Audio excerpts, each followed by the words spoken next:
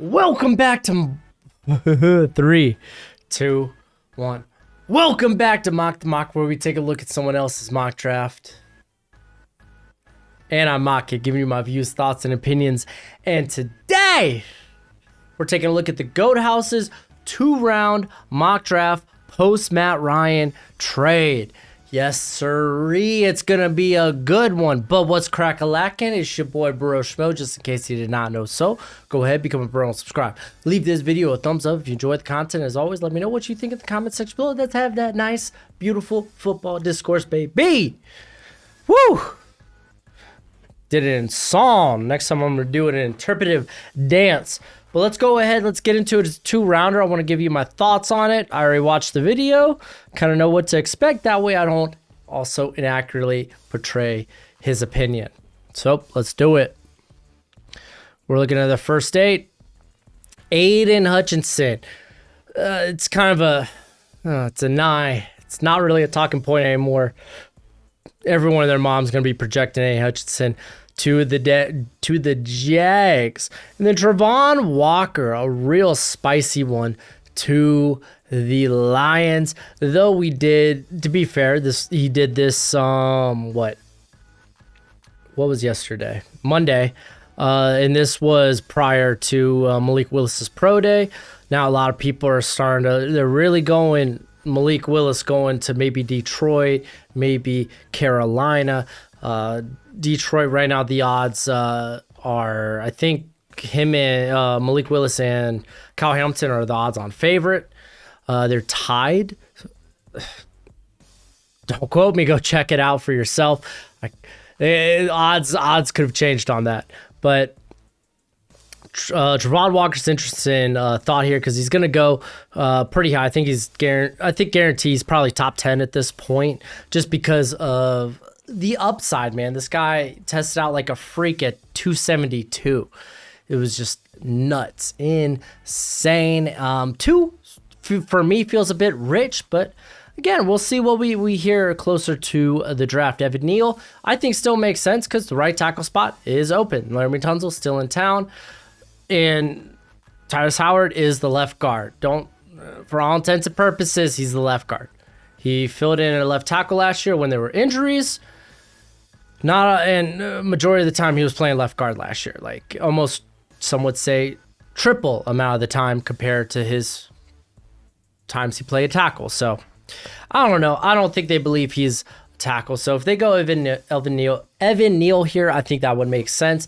You see a Chem come off the board. That's currently a popular pick to the Jets. They have been linked to a Chem. And to be fair, hey, man, Becton and Fant, those guys were not brought in by this coaching staff. In terms of the rumors, the rumblings of an extension for Fant, all have gone quiet. And remember, Becton, when he returned back, he came back out of shape, so much so they decided not just to shut him down for the year.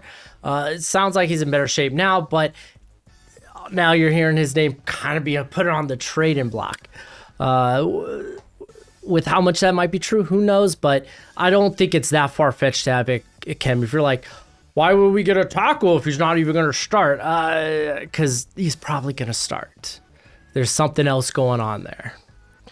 All right, Charles Cross. You know the Giants, they have to go tackle, I think, at this 5 pick. I mean, they don't have to, but they really should. And I think that would be kind of like what their final piece in plugging in to complete that offensive line going into the year, because still there's questions at the center position, but they brought in John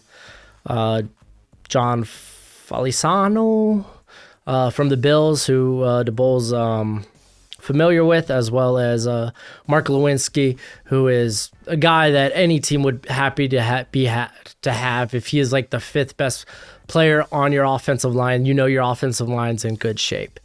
And then Kenny Pickett. Again, this is the rumors, man. Pickett's been like talked a lot about when it comes to this Panthers pick. I think after Malik's pro day, which, I mean, I don't think anything's really changed with Malik after the pro day, just because like we knew the guy had a cannon for an arm. We knew like he was gonna put that arm talent on display. during his pro day. I don't think a lot of that's changed in this very controlled situation, controlled environment where he's just kind of like playing, like just throwing the ball to receivers with no pressure, no nothing. We saw a duel with pads on. So yeah, it doesn't surprise me none.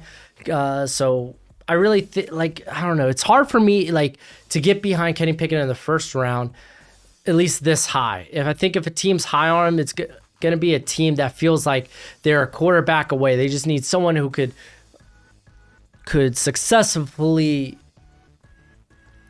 move the offense and not put the ball in harm's way.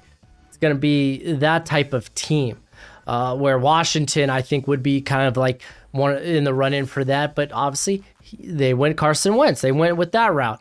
I don't know if the Steelers, because they're going with Mitch Trubisky, but even then, it's like, if you grab a quarterback there, knowing you're not going to start him, at least right off the get-go with Trubisky there, Kenny Pickett's not the guy I'm going for. I'm going for someone with a bit more upside. So, yeah. Maude Gardner going to the Giants. There were the rumors about James Bradbury potentially getting moved. A lot of that's gone silent recently. Maybe we see something during the draft.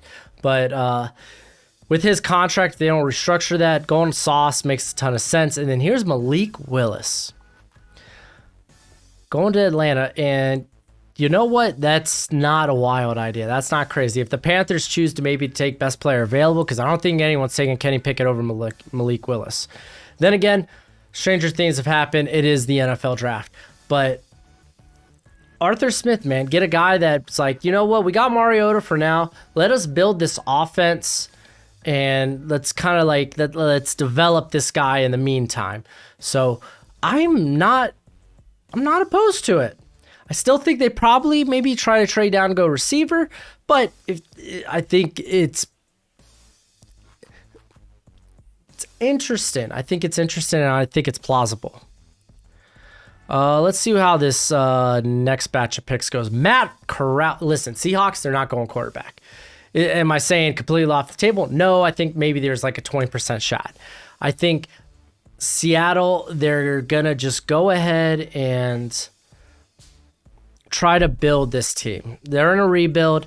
Let's just get best player available. They have Drew Lock there. I'm not, but like, I'm not going the third best quarterback in this draft class if I'm Seattle. That's not how you turn what you just gave away for Russell Wilson. That's not how you turn it into a plus. Like, I like Matt Corral again. Second round grade on the cat, though. So, KT going to the Jets, though. What a steal, man. Him making it 10. When in Rome? Oh, that is good. That's good iced coffee. And then we see Kyle Hamilton. This seems like to be the floor of where he falls. I don't see him falling much lower than this in any mock. Another guy that's kind of hard to project where he may go just because how much the NFL values the safety position. But I think it's enough to where he's going top 10, like no doubt for me. I think it'll just be interesting to see where. Like, I think Seattle would take him on. I'd take Kyle Hamilton over Matt Corral. But this is a good gift for Washington. Derek Stingley is a no-brainer for the Minnesota Vikings, as we know the situation in Minnesota. I don't need to talk about that. Their cornerback room's one of the worst in football. Garrett Wilson going to the Texans was a surprising one when I first saw it. But it makes sense if you're going to give Davis Mills a fair shot. To be fair, they kind of have this, when it comes to their offensive line, like it's like they dropped. I mean, to be fair, they bring in Evan Neal as well, but it's like they dropped a very mediocre vase and they glued it back together. Bringing in guys like AJ Cann, Justin Britt, those are replacement level starters at best, depth pieces really. Guys you really shouldn't or want to start, but I mean the move of taking Evan Neal and then getting Garrett Wilson, because right now there are questions if Brandon Cooks is coming back, right? See recent news on him.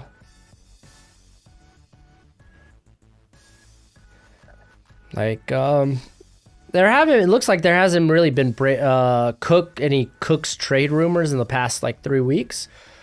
But I mean, adding more receivers is not a bad thing. Like, Cooks is legit about all they have right now.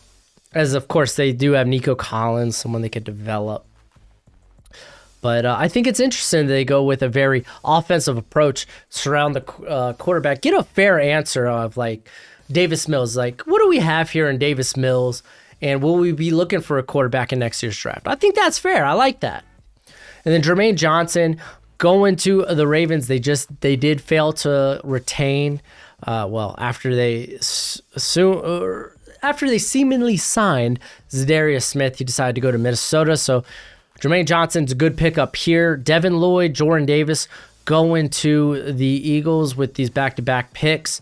Linebacker seems like everyone's going to kind of like go linebacker for the Eagles for the most part.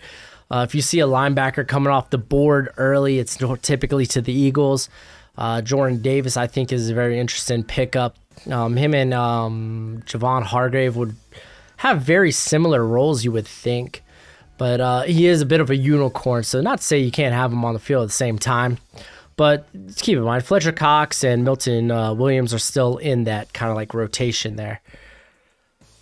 And then on to the next set of picks. Trevor Penning and the Chargers. We have seen this, in Mel's. You see it in everyone's mock draft right now. I even had this. Trevor Penning is a prospect that a lot of people will probably want. He's going to go a lot earlier than at least where I have him ranked. He's like 25, 26 on my board, though I am kind of moving around my board once again as pro days come in. But Trevor Penning to the Chargers seems like it's kind of a logical, if you're doing a predictive mock draft, it's a logical landing spot where a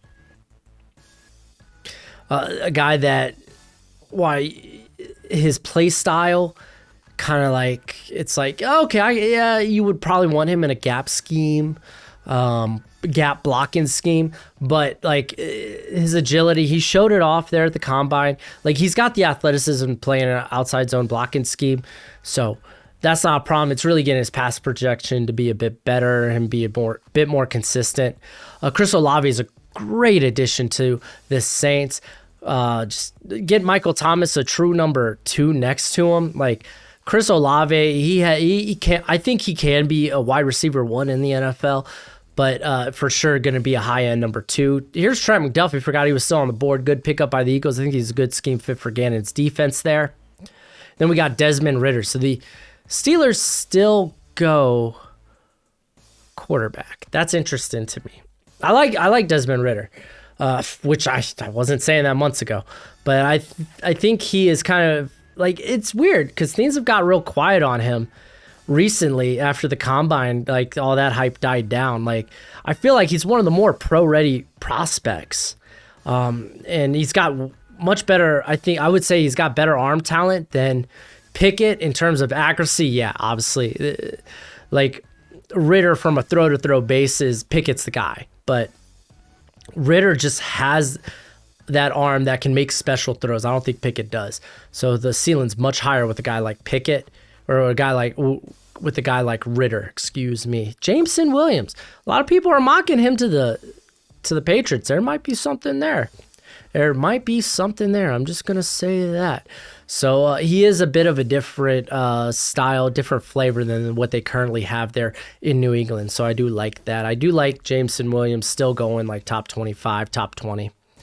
Boye Mafe with this first pick to the Packers. This is me just trying to big brain it. Treylon Burks is still on the board. I'm pulling, like, if you're the Packers, you have to come out the first round with the receiver. They may not believe that. They should. I think they need to come out with a receiver out of the first round. So, like, with already 4 off, Drake London's not off the board, is he? I don't think he is. Yeah, no, I'd pull the trigger here still regardless. Because again, you don't know like a team like you don't know Cowboys. They might go receiver. Cardinals might go receiver. Buffalo might go receiver. There's like so many teams. Like there's just too much that can go wrong, I think. But Boye Mafe is a guy you're starting to see get mocked higher and higher, especially after the David Ojabo injury. Zion Johnson's a good pickup for the Cardinals. Really sucks. I really think he's a good fit for the Cowboys. He's kind of a do everything type of offensive lineman. So a guy you could start immediately at left guard. And honestly, I think you could fill in a tackle if you need him to. Tyler Linderbaum, I really think he's a center-only prospect, but he's one hell of a center-only prospect. And if you're going to the Cowboys, they're going to expect him to play guard. Like, you're not really replacing Tyler Biadasz. He was not, listen, I know a lot of Cowboys fans think he was god awful last year. He wasn't that bad. He really wasn't that bad. When you look at centers around the league, how they performed last year, you could arguably say he was top 15 center in the league last year. Really, you can. Dare I say top 10 potentially. So, like, I don't know. Tyler Linderbaum I just feel like it's just not in the books for the Cowboys. Because, I mean, Biadasz and Linderbaum, I don't think neither of those guys can move to the guard position. All right, let's see what we have at the end here. We have Kenyon Green going to the Buffalo Bills, so they get that guard that they desperately need. So good on them. They could obviously go like Kyrie Elam, Andrew Booth with one of those picks too, because grabbing competition at that cornerback 2 spot, I think, is also key. You don't want to just go into the year with like Dane Jackson being the undisputed starter, you know. Bernhard Raimann, finally, man, this guy's not getting enough first round love anymore, man. I don't get it. I'm probably just way higher on him than I guess than everyone else is. It is what it is, but Raimann here is definitely interesting. I'll say that because I think you could probably play him at guard, but you're probably wanting to play him at right tackle. You're probably gonna have was it Dylan Radins there at left guard. So yeah, no, I don't mind it. I get it. You want to keep that a strength because your run game is kind of the bloodline of your offense. Devontae Wyatt's a good pickup for the Buccaneers as Sue is not with the team currently. So yeah. Drake London going to the Packers. Yeah, the Packers, you got to imagine. Like, I would have done this pick at 22. Why risk it? Receivers not being in, like, why risk Treylon Burks or Drake London not being there at 28? I don't know. Why risk it? All right, but I do like, listen, I love the fit. Treylon Burks going to Mike McDaniel. I love what Mike McDaniel might be able to do with him. Because I think Burks, early on, he might really just be a guy you have out, maybe not on the outside, but maybe more so in the slot. But maybe you could use him in a lot of variety of different ways, whether it's jet sweeps or even lining him up in the backfield. Like, I think you could do a lot of fun things with him, and I like that fit a lot. Like, I don't think he's going to be available for the Dolphins at 29, and I'm not going to lie to y'all. If I'm the Dolphins, I might be willing to trade up for a guy like Burks. I just think he's a really good fit for the Dolphins. George Karlaftis going to the Chiefs here at 30. That's a good pickup. George Karlaftis is a very hard guy to project. I've seen him as early as 14. 14. And this is the lowest I've seen him, I think, thus far. Though we have talked about him potentially falling out of the first round because this is a guy's skill set that translates exceptionally well to the NFL. It's just one that's typically not highly sought out by the NFL. Now, Kyrie Elam to the Bengals. I love it. Grab competition at the corner position. And then Nakobe Dean, that's a great value spot. Nakobe Dean, he's a guy, you kind of ask, how far can this dude fall? How far can he really fall? Not being able to participate at his pro day or the combine because of the pectoral issue. So, I don't know. It'll be interesting, but I think Dan Campbell would have no problem sweeping Nakobe Dean up. All right, I'm here for the 2-round, man. Let's see what this 2-rounder looks like.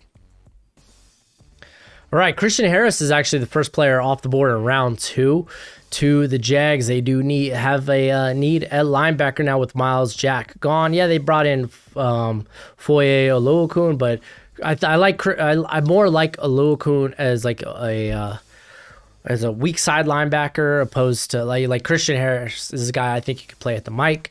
Sky Moore is an interesting pickup for the Lions. I might be looking for more of an like a bigger outside receiver, so like maybe George Pickens. And I know comment section screaming, "You're not high on George Pickens anyway." You're not wrong, but again, if that's the type of guy you're looking for, then again, Christian Watson's there too. And I'm a little higher on Christian Watson, so I might be willing to take Christian Watson at 34. Travis Jones, fun pickup for the Jets. They love the trenches, so getting him there. Might as well talk about Christian Watson here too. That's a great pickup. Who do they pick up in the first in this? I think it was Icky, and then it was KT. So they went trenches, then they went with the interior because they did lose a big piece in Fatakasi. So I don't mind them going Jones. And Christian Watson is just wonderful outside threat to have there with Corey Davis, Elijah Moore. Lewis Seen, they did lose Logan, or they released Logan Ryan. There we go. So they could be looking for, they don't have Peppers currently on the roster either, so they could be looking for another guy to be a safety there. So that makes a ton of sense. Andrew Booth, again, if you're the Texans, best player available, Kyler Gordon going to the Bears here. They could use another guy on the outside there with Jalen Johnson. So that one does make sense as well. Quay Walker, I know some of y'all came at me in my linebacker video just because I'm not as high. Quay Walker is the consensus, whereas a lot of people are. Hey, man, it's a good linebacker class. However you see it is however you see it. So don't hate. Just try to understand. Or you can't hate. I don't really care. But I don't know, Seattle going linebacker. I feel like you go Matt Corral, and then you go linebacker, which might be one of the least like valuable positions on the defense. Which I know they just lost Bobby Wagner. You're in a very linebacker deep draft. I think this is back-to-back picks they have too. So I guess technically they could go with it here. Let's see what they pick next. Tyler Smith. Okay. So, this is much more valuable. A guy that, Dwayne Brown's still a free agent, so I like it. Quay Walker, I guess if he's the top guy on your board, then why not? I might be more willing to go David Ojabo and be like, hey, we're in a rebuild. Let's just take value. So maybe I do that instead. I kind of like that. Tyler Smith, David Ojabo. That might be a bit more fun. Jahan Dotson going to the Colts. Obviously, they got Matt Ryan. Get him weapons. Jahan Dotson, a lot of people, some think he can't perform well on the outside. I don't have those reservations when it comes to Jahan Dotson. I think he'd be a high end too, but he's also a guy you could absolutely kick into the slot. You could move him around. So I do like that. Atlanta, obviously, they're not ready to win now franchise. David Ojabo makes sense. He's going to have to redshirt his rookie season. Sam Williams. This is a little higher than I have Sam Williams, but the guy did perform well. He is going to be that speed rusher that the Browns try to get in. Oh my gosh. The guy that used to play for Atlanta, came out of UCLA. It's like McKinley. I can't remember. So it's maybe them trying to replace that. Damon Clark, man. So they get Patrick Queen's old teammate and Damon Clark to play next to him. So this would enable Patrick Queen to play more Will and Damon Clark to come in and be the actual true Mike. I actually kind of like that. Sam Howell's an interesting pick for the Vikings. Listen, this coaching staff, matter of fact, this regime, they have no allegiance to Kellen Mond. Sucks to be Kellen Mond. Sam Howell would be a really good pickup here. He is QB2 for me. And then here's George Pickens. I like this pick for Washington, pairing him up with Scary Terry. That's a pretty scary receiving core you have there. With Curtis Samuel, you still have De'Ami Brown to kind of come in and be that vertical threat. So I like that. And then Abraham Lucas is a good pickup for the Bears. They're a tackle. This leads me to believe then you want to move Larry Borum back into guard, which is fine, but he played pretty well at tackle last year, I thought. But I wouldn't mind that. You're going to have Lucas at right tackle. You move Borum into right guard to kind of fill in for what they lost in James Daniels. So, yeah, that's A-okay with me, bruh. Let's see what else we got going in this mock.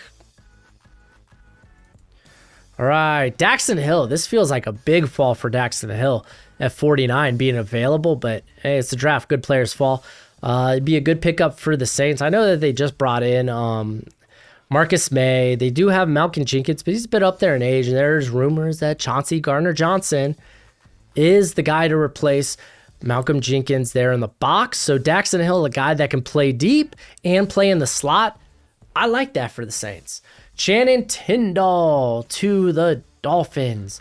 I don't think he's really going to be a Mike in the NFL, and that's kind of what I want to see from my Dolphins. So you know what I'm going to say here. Leo Chanel. That's my boy. But I love Tyndall, dude. That's a guy I want blitzing regularly. He's explosive. He's rangy. Jalen Pitre is an interesting pick because if you're taking him here, then you're not going to, if you're taking him here, you're the Eagles, you're not playing him in the slot. And I think he's a guy that if you want to get the value from him, you want him in the slot. You want him as close to the line of scrimmage and around the ball as you can have him. So I'm a bit indifferent about that one. Roger McCreary comes in here to the Steelers, and he's probably going to be a slot guy, at least early on. So I think that's a good pickup here at 52. Daniel Falalele, guy I'm not really in love with. Comes in to be, I guess, more of a developmental guy. Maybe a guy you can play at the guard early. But Cole Strange, this is the highest I've seen Cole Strange, but I do like Cole Strange. Not necessarily as much as 54, but I do like that it is. The Patriots, they make some interesting picks, and this definitely would fall under that, especially after they just traded Shake Mason for a bag of peanuts. Arnold Ebiketie be a good pickup for the Cardinals as they have lost Chandler Jones. He's a guy that really is pro-ready. Chad Muma be a good, excellent pickup. There are rumors that Keanu Neal is moving back to safety. So they did bring back Vander Esch, but getting Chad Muma is just good value here. So I think that's good for the Cowboys. Let's see what the last little bit of this mock looks like. Wan'Dale Robinson. This is too, for me, it's too high for Wan'Dale. If I'm going to get my gadget player, I'm going Calvin Austin. They both came in with, I think, pretty similar size, at least height. I think they were about the same size, too. But, dude, like, Calvin Austin just out-tested him easy. Listen, I get it. Wan'Dale, I'm not going to take away anything from his production in the SEC, but I think he's firmly a gadget player. That's just what I think it is. I don't think I'd be willing to take him this high. Leo Chenal would be a freaking wonderful pickup for the Falcons. Logan Hall might be a little less likely now that they brought in Jaron Reed. But then again, I mean, if they deem Logan Hall the best player available on the board, then go ahead and take him. He is a bit of a tweener. Breece Hall in the second you might be like, oh, they just re-signed Leonard Fournette. So maybe they go with more of a committee guy in the later rounds. So I get that, but this was made before Fournette decided to return to the Bucs. Kingsley Enagbare is exact. Oh, I thought this was the Chiefs pick. This is San Fran's pick. They do love them some pass rushers. Do they trust South Carolina prospects anymore, though? That's the real question. I do like Kingsley Enagbare. I thought that'd be a good pick for the Chiefs. Kenneth Walker is interesting. So maybe they just view Clyde Edwards-Helaire as more of a receiving option. Kenneth Walker is definitely a little bit different in what they have tended to gravitate towards at running back. So that one I do find pretty interesting. Dylan Parham comes in. He's probably the center. And then you can. The beautiful thing about Ted Karras is he could play multiple positions. So, yeah, no, like good. I I don't mind that. Even with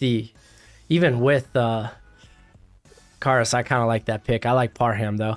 Perion Winfrey's interesting pickup for the Broncos, but the dude is explosive. They are now down Shelby Harris, so grabbing more guys on the defensive line is never a bad thing. But I like this mock. This was interesting. Obviously, there's some guys that I'm not that high on that he is, but hey, that's the NFL draft. Let me know what you think in the comment section below. That's it for the video. Go ahead, do that YouTube thing. As always, until next time, you be easy, my friends. Later.